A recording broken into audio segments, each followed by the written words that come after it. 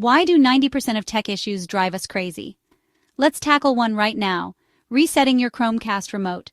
First, remove the batteries from your Chromecast remote. Wait for at least 5 minutes.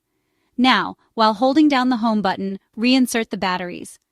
Keep holding that home button until you see the LED light turn solid. Once it starts pulsing, release the button. Now, your remote should automatically try to repair with your Chromecast. If not, don't worry.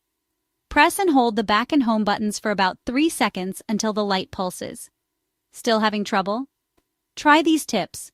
Replace the batteries, ensure a clear line of sight, reboot your Chromecast, update the firmware, or even unpair and repair the remote.